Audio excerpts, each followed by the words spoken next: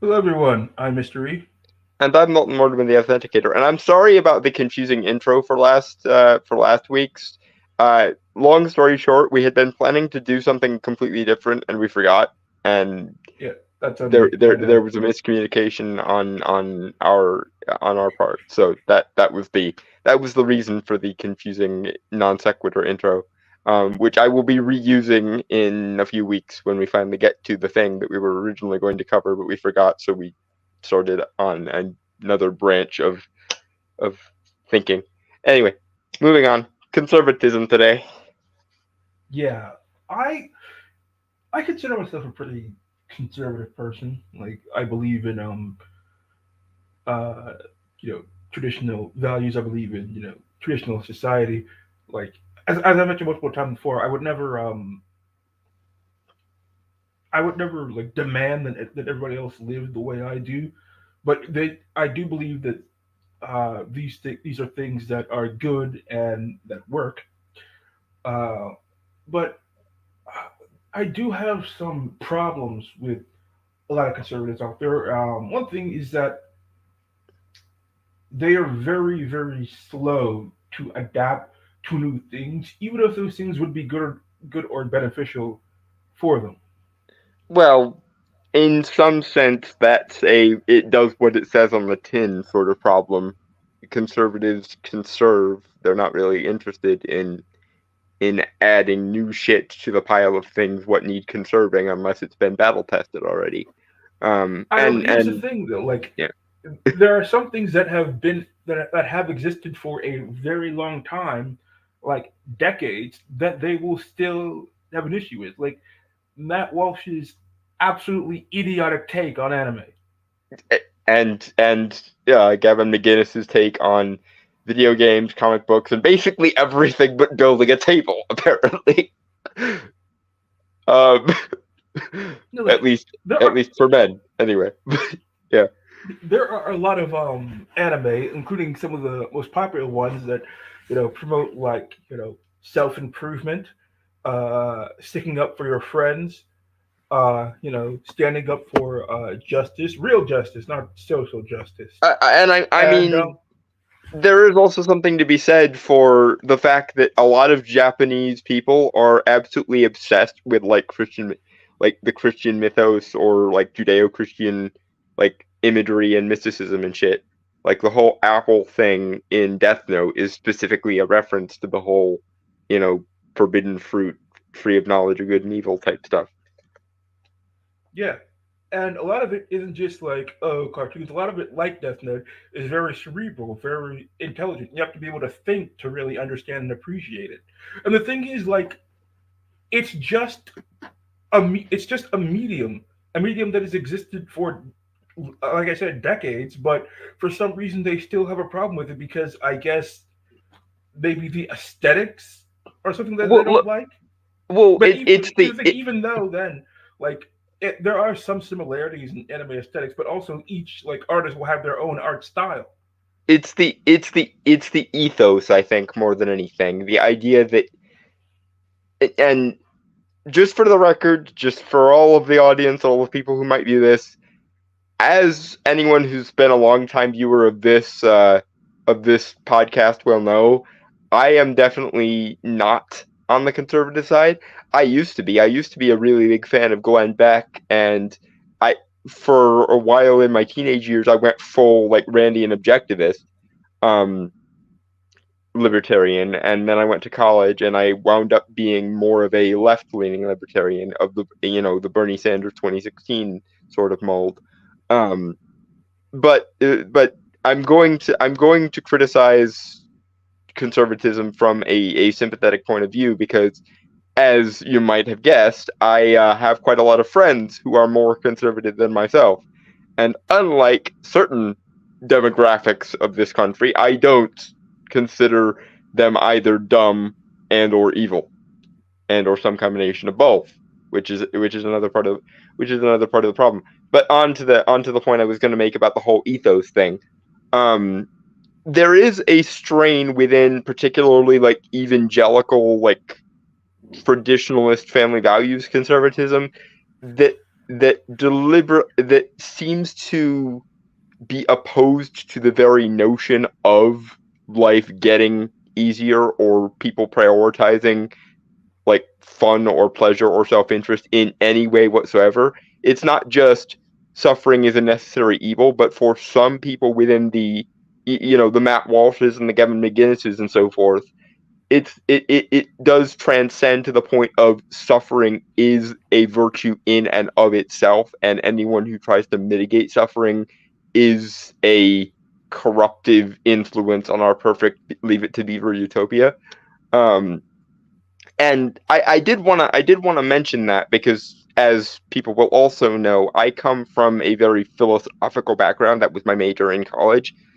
And there's a interesting catch-22 with regards to American conservatism, which I think is what mostly we are talking about, because there are different kinds of conservatism in other countries, and the whole monarchism thing and everything over in the UK and so on and so forth. And that's a whole different conversation. But with regards to specifically American conservatism, the wires get crossed in this weird way because most of what we think of as traditionalism in the like Bible thumping um sort of sense didn't really fully become a thing in the public sphere until the Cold War, and it was specifically to lionize the troops against the godless commies and so on. For most of early American history, as in the kind the founders actually founded, what what conservatives or anti-federalists were trying to conserve was very much and people are going to hate me for this, but was very much a classically liberal Thomas Paine, Thomas Jefferson, John Locke ethos of the Enlightenment, because America as we know it, as the founders founded it, and as the Declaration and so on continues and so on and so forth, was founded in the vein of the liberal Enlightenment paradigm. It's not a explicitly religious system, and in many cases, the founders were as close to atheists as you could be at the time. A lot of them were deists or were the more version of Protestants, and it's kind of hilarious to see, um, especially now, the Matt Walshes and the Gavin McGinnises of the world trying to insist on essentially Christian theocracy being what the country was founded on, when like half of the people who founded this country were explicitly friends with Enlightenment era liberals like John Locke, Voltaire, etc. It kind of flabbergasts me that not only are a lot of conservatives completely missing the point of conservatism in a lot of ways, but they're also buying into a propagandistic lie from the 1950s as to what they are supposed to be conserving, when in reality, in the cold light of political reality that we can actually show through documentation, the thing we should be conserving as American people who are sympathetic to conservatism is something rooted in Enlightenment rationalism, more so than it is any sort of theocratic order.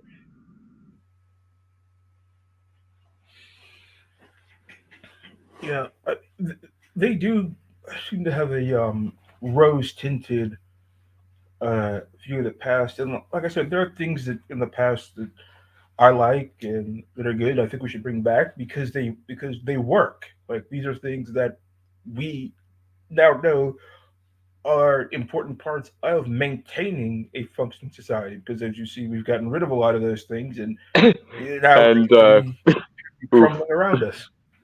yeah, oof is definitely the word. And I also, by the way, as a student of history as I am not unsympathetic to the idea of maybe we should bring back some things that were better in the old days. Like I love steampunk and Ren fairs, and I dress in a very quasi-Victorian way, and that's not a freaking coincidence. I genuinely think, for example, modern architecture is a fucking blight on the very concept of architecture because it is deliberately anti-beauty, anti um intrinsic artistic value, and that's fucking disgusting to me. Whether it's You the don't like whether glass and concrete geometric blocks? yeah, whether it's the Art Deco period from like the early 1900s or the Gothic period of the Victorian age and so on and so forth. Like there are it flabbergasts me that literally you can look at every historical period for the last several thousand years, give or take, and every single instance of art or architecture is objectively better, sans any sort of subjectivity, in like mathematically calculable ways, and ways that also tie into like evolutionary psychology and shit. So it's like we can say within as much as we can reasonably say that we as human beings are made to appreciate a certain kind of thing, and that thing is also tied to principles like mathematics and aesthetics and so on, and yet somehow the entire modern world is gray cubes and more gray cubes and sometimes glass cubes and more gray cubes. And I'm just like, clearly we lost the plot somewhere because every era of human history for the last several thousand years is kicking our ass and taking our names with their architecture and their art. Where the fuck did we go wrong? Now, of course, we went into where we went wrong last time. We went wrong by listening to Hegel and Hegel's inheritors. Never Hegel, not even once.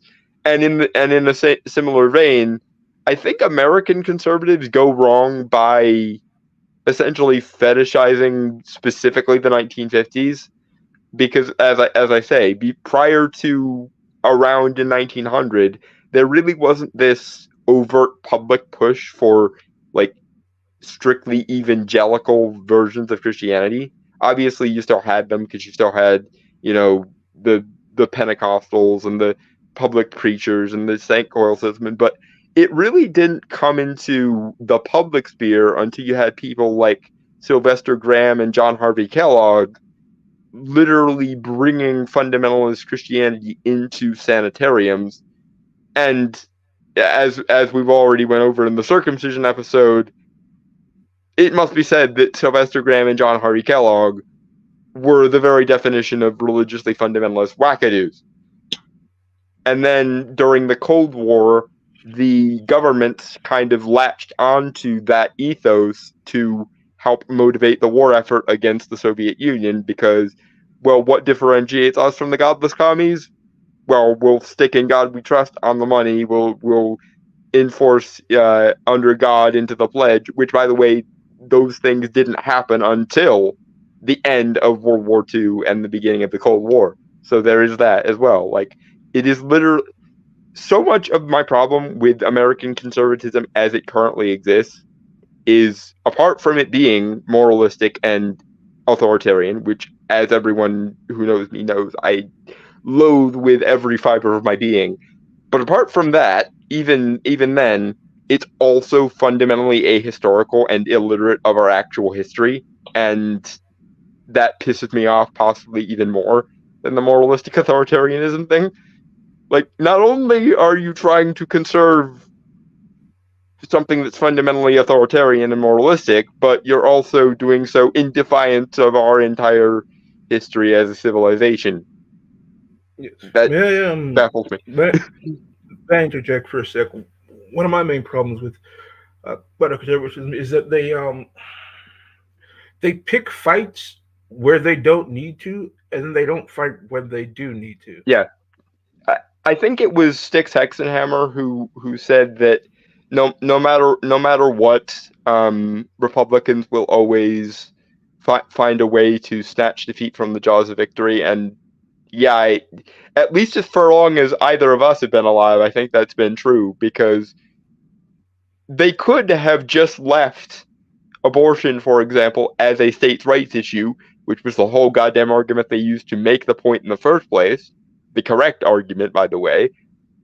And yet now, so many, so many people in the Republican establishment are literally advocating for a national abortion ban or something very similar to it. I'm which like, is just it's dumb, it's counterproductive, it rallies your enemies, and also it's just not the way you should want things to be done. Like, I understand that there are kids being killed or being aborted, which, and I am pro-life myself. I understand that, and it's terrible. But here's the thing: that if you do that, like whenever a Democrat gets into the White House and has the votes in Congress, they're just going to get rid of it. So you manage to and get you're gonna into make the yourself look like a bunch of prudish, moralistic fuddy-duddies because, frankly, the only reason to do this is because there's a certain percentage of establishment Republicans who are a bunch of moralistic, prudish fuddy-duddies.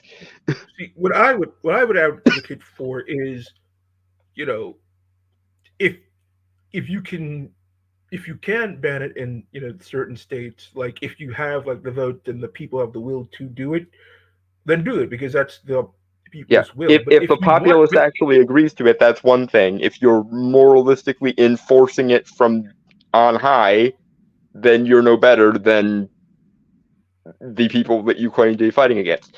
And that's the thing.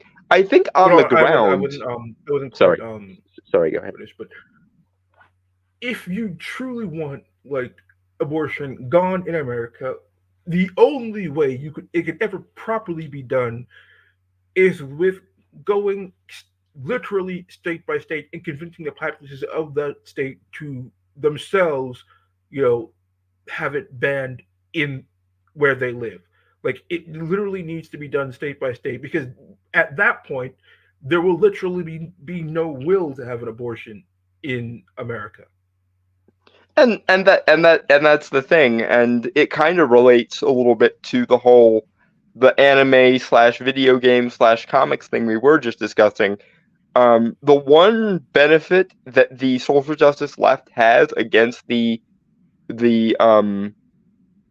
more fundamentalist, more evangelical version of the right is a lot of the left is at least aware that you win by changing the culture by convincing people by way of hearts and minds, and the right, the authoritarian fringe of the right, the one that is the problem, um simply doesn't seem to want to. They want to essentially control culture not by convincing people or even boiling the frog the way the social justice left does, but by moral fiat from on high. And they don't seem to understand why that always blows up in their face. You know what? You know what? Yeah, I just remembered something. Don't Christian. How did Jesus gain his following? By winning hearts and minds, and actually, not only did he win it by hearts and minds, but it was also the hearts and minds of the most like downtrodden, untouchable lepers that were not quote unquote normal or acceptable in society at all. So if you're supposed to be following your lord there, guys, you might want to again look at this. Maybe we should change the culture by winning people over by actually making our ideas more appealing. Thing. Yes, and when you have a medium that is really a lot of which comes, and the most popular ones come preloaded with values that you would agree with, maybe don't throw it in the garbage. Yeah, and by the way, also when grassroots people within a hobby try to prevent themselves from being co-opted by your enemies, you could say, well, you guys shouldn't even be engaging in that hobby. You could morally shame the shit out of them and call them man babies and call them not real men and all that business. Or a thought occurs to me that you could like ally yourselves with them and actually use the medium that's basically being gift wrapped to you to your advantage rather than just waiting idly by while your enemies and only your enemies are capable of like waging a culture war. Like it's literally like we we morally insisted on being as abrasive and miserable and suffering oriented as we possibly could, and then people chose not to ally with us. What could we have possibly done wrong? It's because if you don't offer people a positive alternative, all they will see you as is the authoritarian stick. If you don't allow people to have the opportunity to be self-interested, pleasure-seeking, suffering minimizing animals, they're going to go to whoever allows them to be like pleasure-seeking, suffering minimizing animals because I agree with I agree with conservatives on some kind of paper that some level of suffering is necessary. But when someone comes up with a perfectly sane and reasonable way to minimize suffering, you shouldn't, or at least mitigate suffering. You shouldn't morally shame them for being too weak and caving to worldliness or some shit. And the thing is, like, you can't just dismiss somebody's interests and hobbies because then you're going to lose them. Like, and the thing is, like, a lot of the times, like, they'll dismiss these hobbies without even understanding them. Yep. Like, they will look at something like at the most surface level, like dismiss it and not even talk to people who like it and ask them why they like this thing so much. Like, if you were to ask me why I liked Magic the Gathering before Wizards of the Coast fucked everything up, it would be because it has an interesting story, underpinning it, and also because it requires tactical thinking. Like, you have to, like, pre-prepare a deck and factor in all these different possible strategies that your opponents can use and how to counter them, while also having your own strategy for Yeah, ways it's to an win. intellectual pursuit, generally, of a Yes, kind, anyway.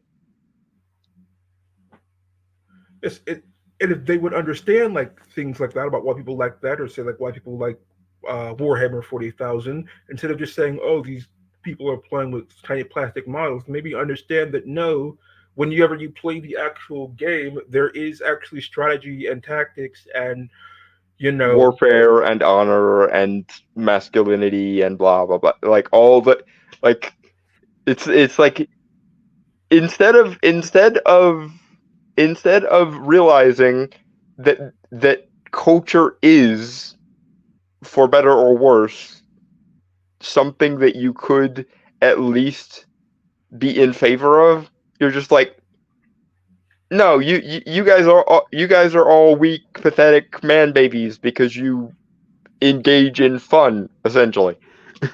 It's how we go from suffering is a necessary evil to you shouldn't ever even seek fiction. You should just build the table, a la Gavin McGinnis. see, you think I would actually, like, if there was, like, a class somewhere, and there probably is, I have to look into it, that could actually teach me how to build a table. I'd actually be interested in something like that. But I'm also going to be interested in, like, manga. Like, you can't enjoy those two things simultaneously. One does not preclude the other. Well, and even if we were in the society of Gavin McGinnis's imagining, where hashtag build the table bigot, um, don't don't try and tell me that the society in which everyone has hobbies by way of building tables wouldn't involve some kind of aesthetics to that table. And here's the thing: if, for example, the table we were building was a gaming table, certain strains of the Gavin McGinnis style mentality would come back at us and be like, no, your table has to be purely functionalistic, purely puritanical, purely like Protestant in its design, because you're never supposed to find any enjoyment except for my religion. And it's like, Yeah. oh, okay, Flat board, four legs. That's it. That's all you're yeah, allowed to have.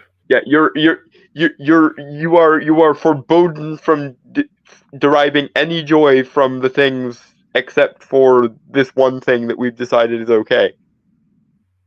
And you have to wonder if literally all you're offering is, oh yes, we will make you suffer endlessly, but at least you'll be suffering it endlessly in a morally correct way. That's literally the same argument as the Joseph Stalin method of, oh yes, you will be suffering endlessly in the famine we're about to create, but at least you'll be doing it for the sake of the end of capitalism and the glorious revolution. It's literally the same argument with different MacGuffins in it.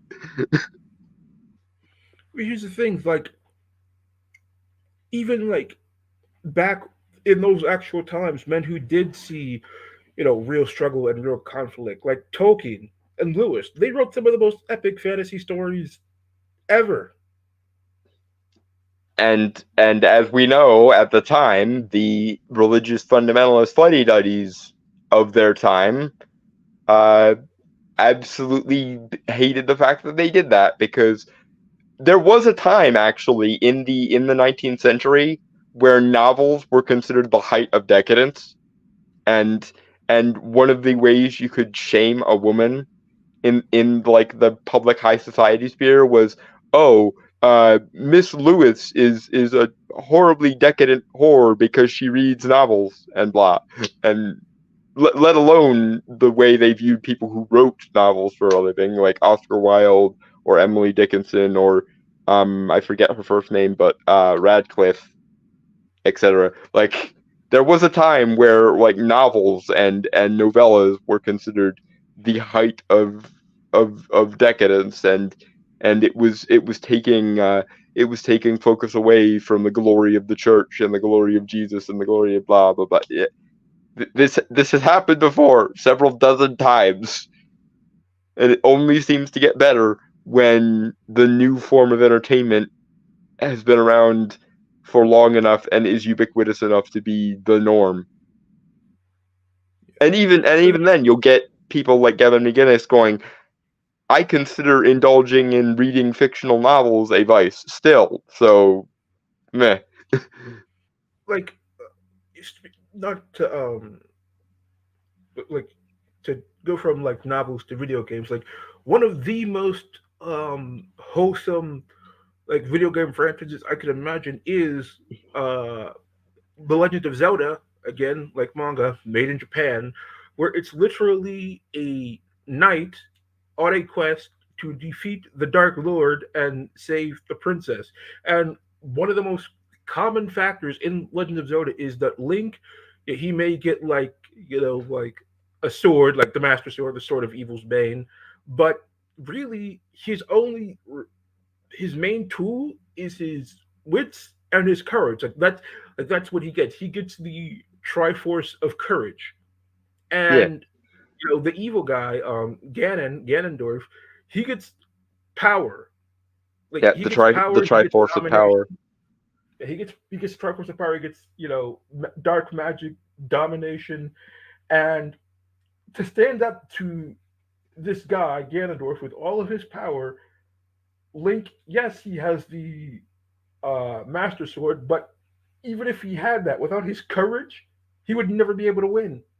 And because that's some the Triforce of Power would just run rampant unopposed yeah, without the and there's protective aspect of the Triforce of Courage. yeah, and that's something that you should want younger generations to know and to grow up, admiring. I mean, how one of the oldest stories in the Western canon is the Arthurian mythos, and one of the core stories of the Arthurian mythos is what? The search for the goddamn Holy Grail. How could you possibly get any more pro Christian than the like noble god appointed king um searching for the Holy Grail with his pure discipleless knights? But no, Actually, one of the apparently this is also haram now. also I've actually seen artworks of Link, like this is like older, like 1980s Link, where he's actually carrying a cross shield. And I've also seen a picture of Link literally praying to Jesus. Yeah, and again, the Japanese also do, especially after the shell shocking that we gave them at the end of World War II. They really fetishize Christianized imagery, guys. Like you will not find more interested in Christianity or Christian symbolism and mythos people than the Japanese. Oh Like yeah, maybe in Ethiopia or something, but apart in the first world, you will probably find very few people more prone to using Christian symbolism, mythology, and imagery in their art than the Japanese it's at this point. I mean it's literally one of the most thorough tropes throughout all of Japanese media. The holy knight who gets the sacred sword to go slay the demon king. Like God, like how many times has that particular trope been used over and subverted and turned on its head and blah blah I blah. don't think I can count that high actually.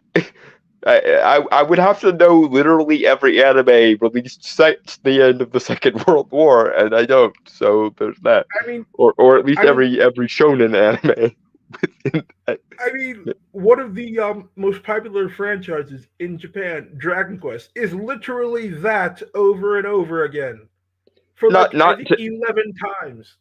not to mention even Dragon Ball, which yes does borrow from Journey to the West and Sun Wukong and that whole thing, but also that also features the pure, innocent, courageous um guardian of the world who is literally in this case appointed by the stand-in for God, going and slaying Yeah, the Demon King and then eventually redeeming the son of the Demon King, which again, that sounds very reminiscent of um Christian symbolism to me, or at least I can't think of anything particular that a Christian would find all that objectionable in it. yes. One of the final enemies in Dragon Ball was literally called Demon King Piccolo. Yeah, All right, there's I want to bring up and another and and, problem. and mind you, this symbolism has not gone away because at this point Goku and Vegeta and all of the other enemies that Goku eventually made friends with, they're literally being trained by a canonical angel in in this. That's what they call them. They call them angels in both the translation and in the dub. Yeah, but there's another problem that I have with conservatism is that they appear to be, how do I put this, easily deceived. Uh, I don't know if that's necessarily the right way to put it, but I don't know if you see this going around the internet, but there's this former OF girl whose name escapes me because I don't care enough to remember it, who, after saying some of the most horrid things I could ever imagine on like these dating podcasts, said that she's going to give up her OnlyFans and become baptized into Christianity. And a lot of conservatives are, buying this. Like, she did an interview with Michael Knowles, who I just gotta say, are you a fucking idiot? Well, Like, this is quite clearly a grift. And before you say anything, yes, I know that it is important that if someone wants to come to God, that you should welcome them. But here's the thing: at no point does Christianity call for you to be an idiot and be so easily deceived. Like, I don't, like, with the things that she said and the things that she's done, I don't buy this like dime turnaround the in a come to fucking Jesus second. moment. Yeah. It's very convenient that only after she's made like what I think it was $9 million, she said that she's now going to give all that all up. She's going to give up her OnlyFans and convert to Christianity. She's keeping the money though. That can stay. But She, it's, it's just so freaking obvious. Well, and let's come at this from the other angle that also that dovetails nicely with the modern conservatism is very often historically illiterate of what it should actually be conserving thing. You you noticed this thing where a lot of really hardcore conservatives seem to just accept by fiat that the patriarchy used to be a thing and that women used to be oppressed and shit. And have you noticed that even the like conservative talking heads like Tommy Lauren still do the men have to jump through all of the hypergamy hoops in order to be worthy of me shtick? It seems to me that not only are conservatives just illiterate of general history, but they appear to have at least gotten soft co-opted by at least the first wave of feminism. And Also, that's obviously a very good point. Tying it back to the former OF girl that I was talking about. I think I saw a clip of her interview with Knowles, and one of the things that she said was that she hates that she allowed herself to be used by men because apparently in the OnlyFans industry, like they will have like these, like production companies who will basically run the OF account, and then obviously if they're running it, they'll take a percentage. And she hated that she was basically allowing like men to profit off of her using her body. So that's what she hated. She hated she didn't hate the fact that she was basically debasing herself on a level hitherto uncomprehended in all of human history.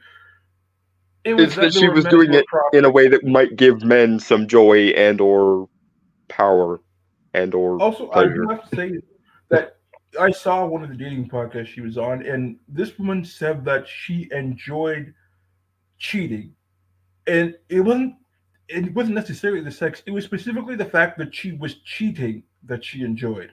The thrill of those sneaking around and not getting caught or maybe potentially getting caught kind of thing. Yeah, and they may have found God, good for them, but on a human to human level, this person is absolutely fucking disgusting. Yeah. And again, getting back to the whole um uh a lot of modern day conservatives seem to have bought the feminist definition of history wholesale thing. It also kind of goes back to the why a lot of conservatives end up allowing themselves to be the authoritarian moralistic straw man, because a lot of conservatives not only will they believe in women's historical oppression and or the patriarchy in the past whole thing wholesale, but a certain percentage of really crazy out there fundamentalist Christians will go, yes, the patriarchy existed and that's a good thing, and that will literally result in them actively mistreating and actually being the feminist definition of misogynistic to women because they actually believe that that's how history actually was. Not men and women seeing each other as equals and humans and trying to figure out how to survive in this godforsaken wilderness, but um, men actually being the fucking Conan the Barbarian style warrior chieftains and actually keeping their women barefoot and pregnant. Which Yeah, but I can tell here's you the in a pre industrial society, only the aristocrats ever had the option of not doing manual labor, my dudes. There was never a time where where men were being hunter gatherers and women weren't also engaged in some kind of cottage industry. In fact, in Greco Roman times, the home was actually the main unit of industry, and it was considered rare for an occupation to require you to have to leave the home, which is why, especially upper class women in the Greco Roman period, had quite a lot of power because they had quite a lot of power over the household industries and or the servants that carried them out if they were rich enough to have any. But no, apparently not even the most fundamentalist crazy Christian types are going to dispute that women were totally oppressed and the patriarchy totally existed. The only kerfuffle that sometimes shows up is, was that patriarchy a good or bad thing? We can't even we can't even bring ourselves to disagree with the whole men in the past oppressed their women thing. Now, I guess. And here's the thing, like, there are so many conservatives that will, you know, be upset with, you know, men and young men for not wanting to get married, even though they know the state of the marriage laws in the United States is like, oh, you should do it anyway. Like, I would very much like to, but could you get rid of all the pitfalls and spike traps and poison arrows that are going to be waiting for me should I take this path? Not to mention, a lot of them even know the state of modern day dating and or courtship, and they still are like, why aren't men jumping through all of the hypergamy hoops women set up for them so that they can finally get married? Did you ever bring yourselves to think about the humanity of men? And that's the thing. So many conservatives, just like feminists, will utterly, completely, and totally ignore anything relating to the humanity, vulnerabilities, or personhood of men, and just view men as the appliance robots that are obliged to engage in protection, provision, status creation, and every other thing that women want. And I'm just sitting there like, okay, so you're telling me that your definition of tradition, your definition of traditionalism, does not acknowledge the personhood of men and entirely lionizes and puts on a pedestal the personhood and vulnerability of women. So how exactly the fuck are you any different or better than feminists in this regard then? Like, if you want guys to, value marriage and marriage to be a very, very good thing, Then it you have actually to has to make mean them. something. You have to make marriage seem like an appealing option. And right now, like, even though I do believe in like the nuclear family and the idea of marriage, it just doesn't. It just It does looks like not a seem like. dehumanizing slavery contract to most people. If Yeah, you can not only even get that, there. like it looks like a trap. It honestly looks like a trap. Yeah. And like, here's the thing: like, a lot of these, conservative pundits and you know, talking heads who like they will go to these like big events with like politicians and congressmen and senators and even Trump himself. But I never see them advocate for anything that would actually benefit, the idea of making marriage more appealing to men. And by the way, they also are still doing the "you're not a real man unless you fill this very narrow role I have for you" thing. And that also pisses me off because it's like, okay, so you don't care about men as people, as individuals, as human beings worthy of being considered of having a soul. You care about men only if they're perpetuating society in exactly the way you want and serving women in exactly the way you want and or being men, quote unquote, in exactly the way that you think is the only valid way that someone can be a man. Otherwise, you're hashtag not a real man, you're a boy, you're a man maybe, you're what so the fuck ever. And not only should we not care about you, but we should be contemptuous of you until you fall in line and fill the real man box. Gee, It's where like have I heard that before? From every feminist I've ever spoken to. it's like you could go up to them, tell them everything, and they'll tell you like, okay, we hear you, we recognize these problems exist, but we're going to do fuck all about it. And if you don't walk this path that you just told us is filled with hazards, we're going to call you a childish loser. And shame you and probably actually tell people to mock you publicly because you deserve it somehow. Like, so no matter which way I turn, we're dealing with a bunch of men dehumanizing gynocentrists who serve at the altar of women's sacred purity. Like Okay, fuck you all then.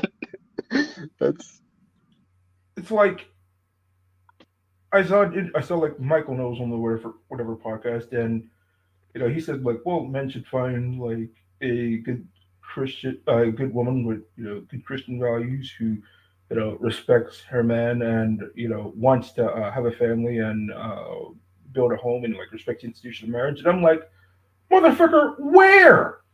You don't think we've literally been out here looking? Do you have any idea how many of it's us like are searching for this unicorn? Like, hey, here's the thing. Even if we find them, congratulations. Now you've entered fucking Mortal Kombat because literally everybody is searching for the same damn thing.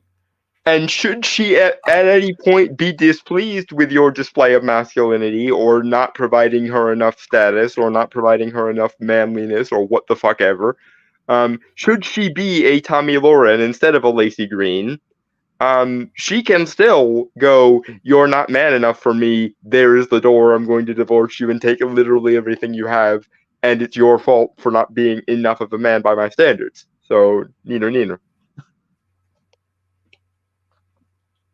It's like they it's like they think that people should be more traditional just because they should, without basically making things easier for people to be that way. But here's the thing: people, like many other forces in nature, follow the path of least resistance. So, like, if people think it's easier for them to, do these things, even if they're bad for them, they're still going to do it. Well, it's like I said earlier, that fundamentalist position of it's not just that suffering is a necessary evil, but suffering in and of itself is a virtue. So things being miserable and painful and trying and hazardous is actually a good thing, and only a weak ass bitch would ever, or a subversive evil person would ever claim that we should make anything easier for anyone ever, because it's not as though we should care about people because they're people. We should only care about people insofar as they serve society herder, and only in the very specific ways that we want, because we want a very specific, very authoritarian, very moralistic society that serves whichever godhead I happen to be extolling the virtues of in this particular moment.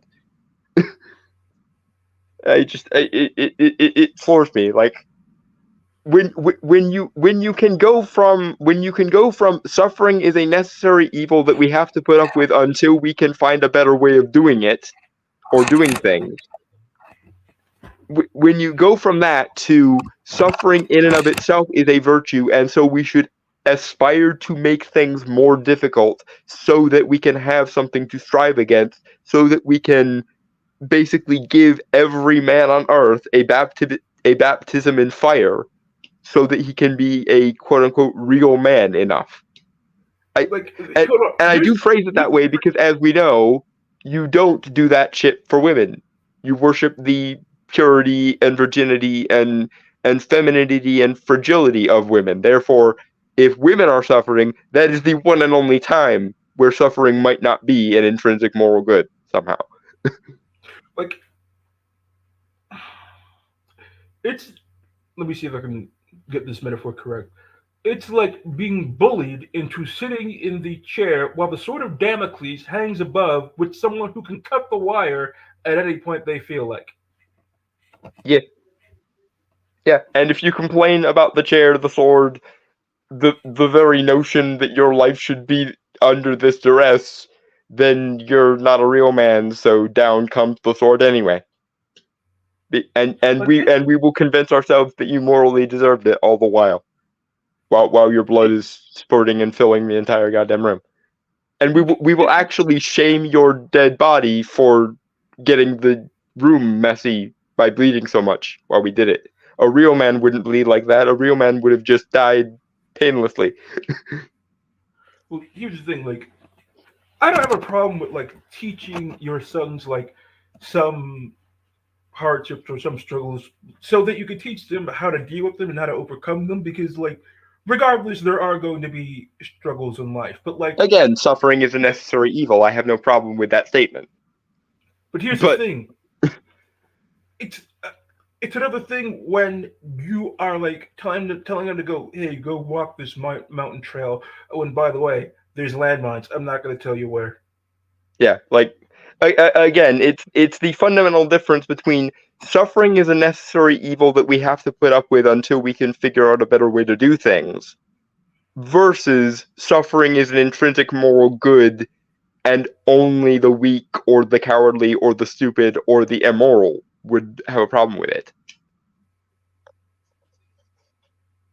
It's that Here's fundamental distinction that makes me angry at so many of the outspoken like religious conservative types. I and accept here's the that thing suffering is a Don. necessary evil, but I do not accept that it is an intrinsic moral good. Well, here's the thing, though. If they did like go out of the way to fix things like the marriage laws, they would unironically be making things more traditional.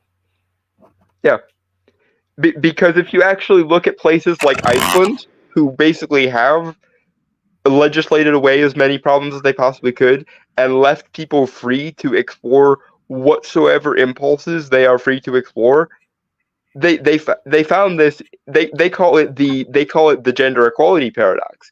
When people are free to make the most free and open choices they want to, the vast majority of them tend to funnel themselves into their already like predained by evolutionary psychology gender roles.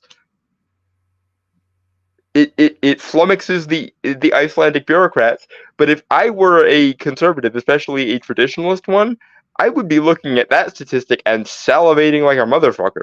But apparently not, because now suffering itself is the whole point of the problem or the whole point of the game. So we can't possibly make things easier for men or women or humans or civilization.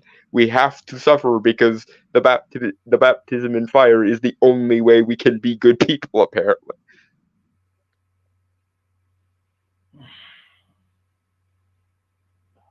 I had another thing that I wanted to talk about. Like they don't they don't push hard enough against their enemies, even when their enemies are blatantly in the wrong. Like as I'm sure you've noticed, there's been a lot of things with the Biden administration where it's just been like blatant corruption. But the thing yeah, is, they don't go after them nearly as hard as they should be. They'll give them like a stern finger wagging and tell them like, "Oh, look at what they're doing. They shouldn't be doing this." But then they won't like actually enforce any consequences, even when they have the power to do so. yeah. But here's the canard with that, and I guess this is going to be my last hill that I die on with regard to the subject. A lot of conservatives, even the religious ones, have displaced their God with norms. I.e., we can't ever actually be anti establishment because the establishment is the norm and norms are my God. And this is once again one of the reasons why I fundamentally cannot like there are conservatives who I do respect, the kind of conservatives who don't do this kind of shit and or see the problems with it when I point them out, or we can discuss the problems together. But there are also conservatives who fundamentally view normalness, like normalness, stability, decorum, um, and like society chugging along apace as their new god. It essentially is, well, it's normal, so how could it possibly be bad? And only evil, subversive people ever claim norms could possibly ever be bad or in need of fixing. So clearly, anything that's normal and uh, non-rebellious,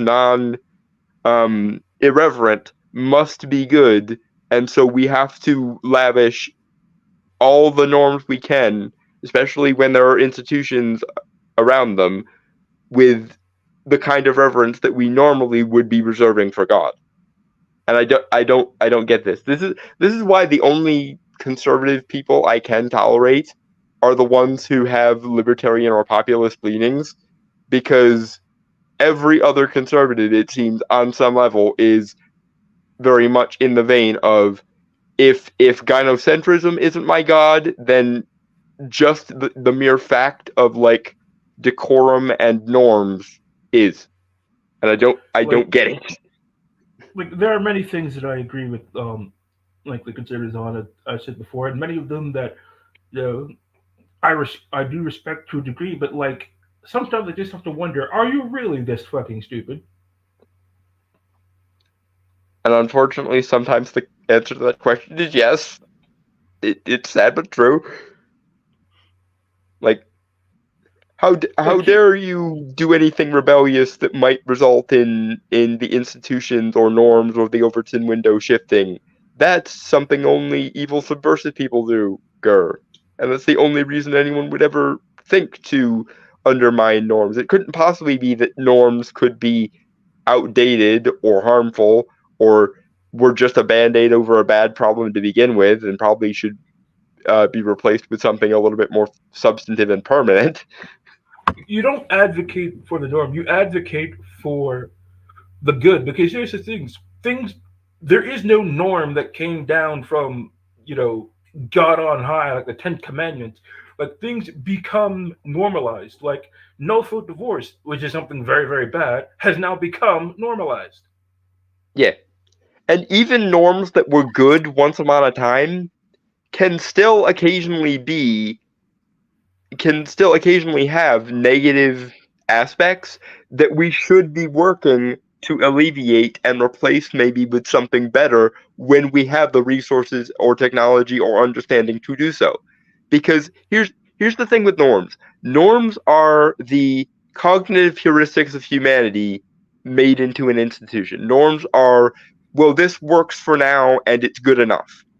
But the thing Yeah, about like good enough is, good enough doesn't mean painless, doesn't mean inherently virtuous, doesn't even mean the best possible solution. It just means at some point someone in the past went, this is the best we can do for now, so we'll have to work with it.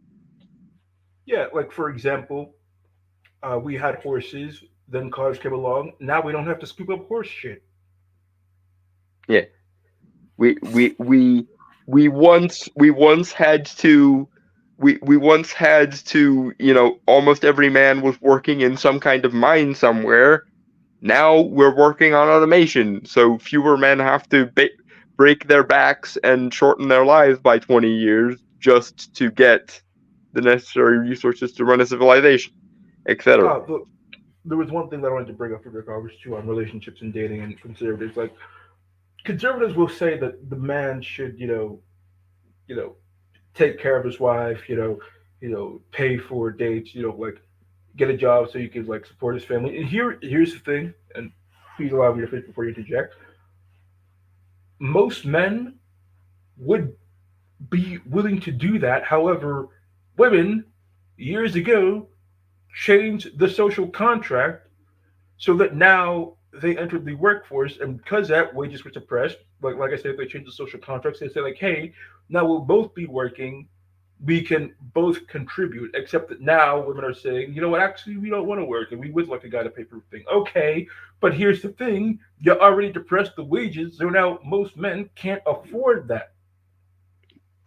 Well, and that's the thing, isn't it? The women's rights movement happened like almost a century ago, and it tapered off into irrelevance in the 70s. So when, if ever, are we going to have the male half of that movement? When is there going to be a men's rights movement that doesn't get shunned and shamed and morally tack-steered into oblivion because only a weak, pathetic, not real man would ever want um, fair or equitable treatment, or focus on his personhood and and vulnerabilities rather than his utility and his function and his ability to work his ass off and work himself into an early grave for the sake of everyone else in his life. Uh, I think that's gonna happen when and this is not something that I would wish literally on anyone. This is one of the worst things that could ever happen. But I think it would only happen if a popular conservative pundit woke up one day and found out that one of his kids wasn't his. I Like even I, then I it genuinely would think be that would literally have to be the breaking point. it would I don't wish honestly that on anyone. honestly though I don't think it would I don't think it being one would be enough. I think it would essentially have to be a critical mass of them, because as long as they can convince themselves that somehow, some way, they are capable of living up to the real man standard, they're going to see that as A, normal, and B, therefore unimpeachably good, and C, therefore only weak, subversive, not real men would ever want rights in the way that the women's rights movement did. Like we Because see, that's the thing. It's almost to the point now in conservative circles especially, where the very desire to want to have your vulnerabilities and or um like difficulties acknowledged is seen as a feminine attribute, and therefore if you are a man who cares about having his vulnerabilities acknowledged or equalizing the gap between men's rights and women's rights, then you're therefore feminine and therefore not a real man. So who gives a fuck about you?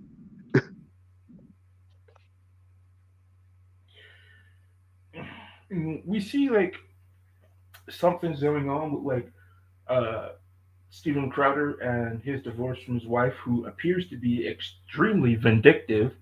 Like I won't go into that because I don't know all the details, but it seems like he is actually going through what a lot of guys have gone through with vindictive wives and the divorce courts.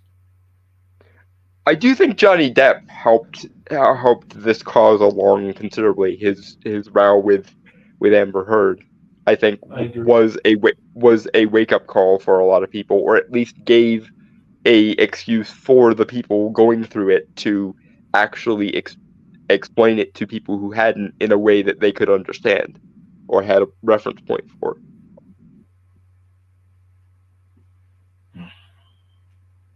So, but to be fair though, I think if things are going to turn around for men, like as annoying as they can be and as hard as they can be, conservatives are the better shot than liberals.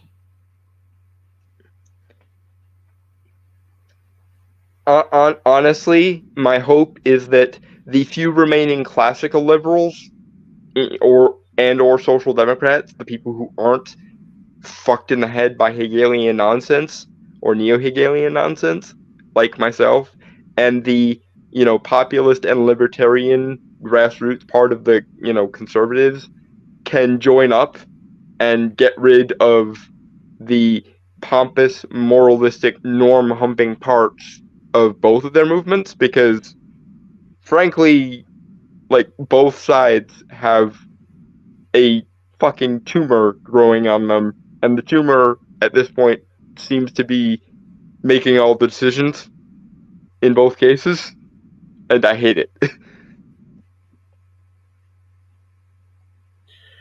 Um, Honestly, I think that if they could get together and form a more powerful libertarian party, that'd be pretty good. Yeah, we can but hope. And hopefully, with the advent of, MAGA and Trump getting rid of all the like neocons and the neolibs, hopefully the next generation or the generation after that of the Republican Party is going to more resemble a populistic libertarian party. Mm. And then maybe that will be the incentive for the Democrats to finally run a fucking candidate that I could consider supporting, and or maybe the five people I already could consider supporting might become more of a percentage of the parties, especially with the gerontocracy eventually going to have a date with death by natural causes, if nothing else. So, like, sooner or later, something has to give, and I hope that when it does give, the more sensible people on both sides can come together and rebuild civilization from the ground up. Because at this point, that's basically what it looks like it's going to need to happen. It seems that And we've then been maybe born both then right we and can wrong we time. can have something worth conserving. Yeah. I feel like we were born at both the right and wrong time. Yeah, yeah. I like, and that is, I guess, the fundamental problem with conservatism in an age where there is so little of civilization that actually warrants conservation. Um, if you are a conservative now, you are in a sense conserving a system that is broken beyond repair and needs to be overhauled radically. And the We problem don't. with that kind of conservatism is it's so anathema to radical changes that it gets in the way of the problem. Uh, we need what we don't need is necessarily conservatism. What we need is regressives. We need to go back. We have to go back. I I just hope there's brakes on that way back machine, because after a certain point, I might end up getting chemically castrated by the government. So no thanks. Yes. It's like whenever all the way back machine. Once we hit the part we just punch out the person driving. We can but hope. Do you have any? Just like, Hold on. Continue. I I guess for me, the era that I want to conserve the most would be like the late '80s and early '90s. If we could bring back the like general ethos of that period without the problems that that period had or was gestating that we didn't really know about at the time, then I might actually be happy. And maybe we can go back to like 1993, so before VAWA was signed into law, because fuck that noise. Do you have any final thoughts? I think whether you're liberal or conservative, you need the people we need right now are the people of libertarian and or populist bents who don't have a abject like gynocentric bug and don't worship norms and institutions as though they are God. So those people are the people with whom I am placing my hopes for the future. The people who can actually be either liberal in the classical sense or conservative in the classical sense, and not the moralistic cunts who will inevitably destroy our civilization if we let them.